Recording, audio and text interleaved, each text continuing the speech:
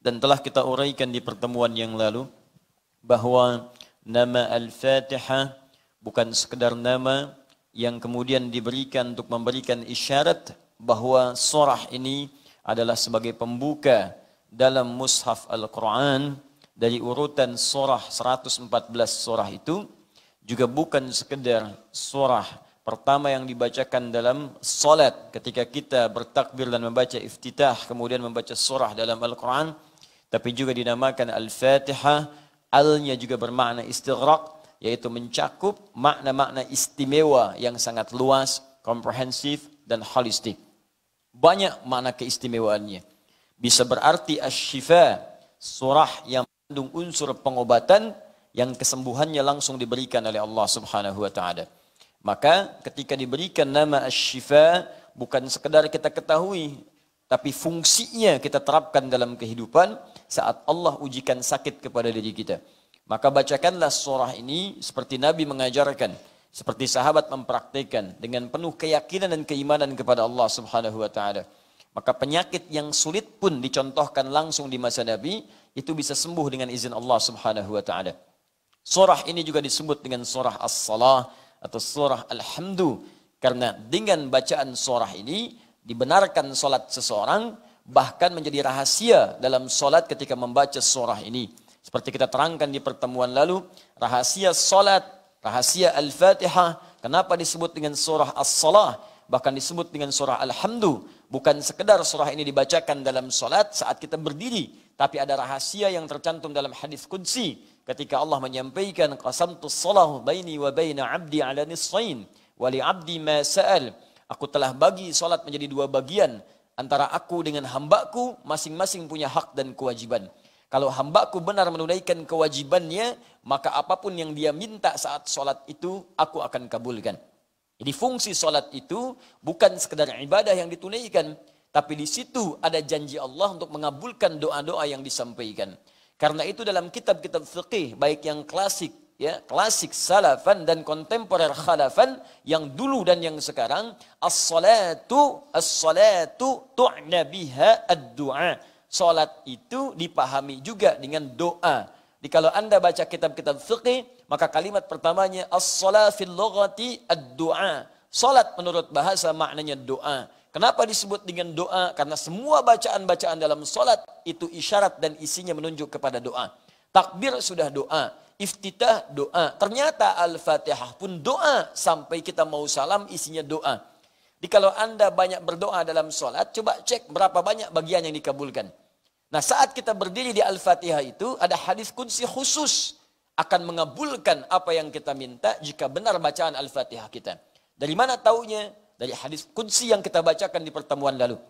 Idza qala al-'abdu, saat hamba mulai membaca alhamdulillahi rabbil alamin, alhamdulillahi rabbil alamin, qala Allah azza wa jalla, langsung dijawab oleh Allah kalimat itu. Jadi jangan sampai kita memiliki gambaran saat membaca Al-Fatihah dalam salat itu hanya bacaan biasa, langsung dijawab oleh Allah.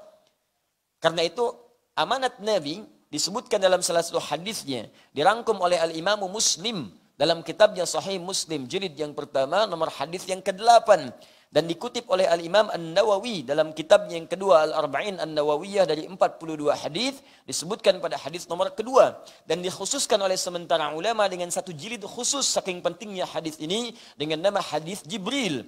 Maka dalam bagian bab itu ada pernyataan tentang ihsan. Mal ihsan? Kata Nabi, al-ihsanu an ta'budallaha ka'annaka tarah, fa illam takun tarahu fa innahu yarak. Engkau beribadah menyembah Allah, an ta'budallah. Engkau beribadah menyembah Allah. Kalimat ibadah an ta'budallaha ditafsirkan langsung oleh Al-Quran. Di antara makna ta'budallah, perintahnya bermakna u'bud, sembah Allah. Nah, kalimat sembah Allah itu ketika disebutkan dalam Al-Quran terkait dengan salat. Di mana ditemukannya? Quran surah ke-20 ayat ke-14.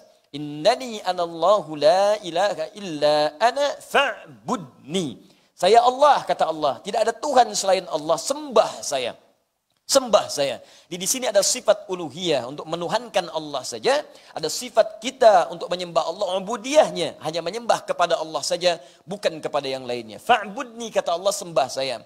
Bagaimana menyembah Allah itu? Wa aqimis salata li dzikri. Fa'budni wa aqimis salat. Sembah saya dan cara menyembah saya lakukan lewat salat. Ketika Allah mengatakan sembah saya lewat salat, anta'budallaha, engkau menyembah Allah kapan? Lewat salat. Karena itu dalam salat kita menyembah Allah dengan mengucapkan kami menyembahmu ya Allah. Dalam bahasa Arab kami menyembah na'bud, hanya kepadamu iyyaka. Maka kita katakan iyyaka na'bud, ya Allah, sekarang kami sedang menyembahmu. Apa yang terjadi ketika menyebutkan kalimat tadi? Perhatikan kata Nabi, rasakan kita sedang didengar oleh Allah. Kita diawasi. Walaupun kita tak mampu melihatnya, rasakan engkau sedang diawasi oleh Allah Subhanahu wa taala. Wa idza qala al-'abdu ar-rahman ar-rahim, jika hamba berkata ar-rahman ar-rahim, qala Allah azza wa jalla, Allah langsung menjawab, hamadan athna 'alayya 'abdi. Hambaku sedang menyanjungku.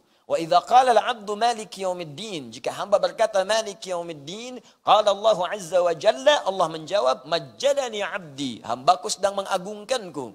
Wa idza qala al-'abdu iyyaka na'bud, iyyaka na'bud, jika hambaku berkata ya Allah sekarang kami menyembahmu saja, sekarang kami salat dan kami buktikan kau Tuhan, kami hamba, karena itu kami menyembahmu sekarang. Wa iyyaka nasta'in, dan ya Allah kami hamba butuh pertolongan, kami punya masalah, butuh solusi, hanya kepadamu kami minta karena engkau satu-satunya Tuhan kami ya Rabb.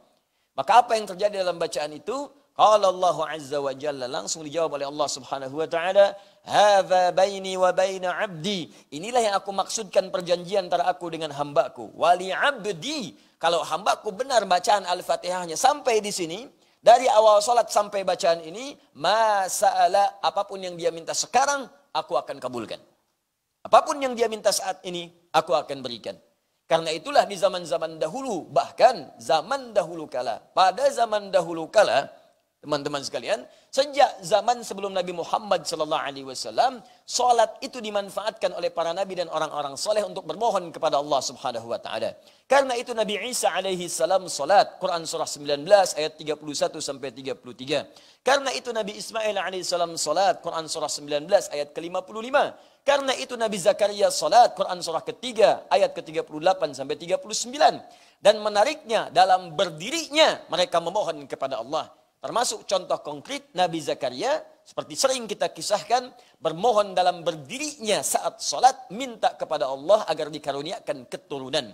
Hal yang mustahil, kata kebanyakan orang secara medis dan klinis, karena istrinya divonis maaf, monofos dan mandul. Mustahil punya keturunan. Tapi bagi Allah tidak ada yang mustahil. Karena itu kemudian saat meminta, langsung dikabulkan oleh Allah. Fanadathul malaikatu wa huwa qa'imun yusalli fil mihrab. Annallaha yubashshiruka biyahya. Datang malaikat sementara beliau masih berdiri dalam solatnya. Solatnya belum selesai, berdiri minta kepada Allah. Belum selesai solatnya, baru selesai doanya dalam berdirinya, langsung dikabulkan. Anda dapat kabar gembira akan punya keturunan, bahkan namanya langsung diberikan oleh Allah Yahya. Artinya hidup. Yang mustahil menurut sementara orang lahir dari rahim seorang perempuan yang divonis secara medis monofos dan mandul, kata Allah bagiku tidak ada yang mustahil. Jadi dan hidup ya.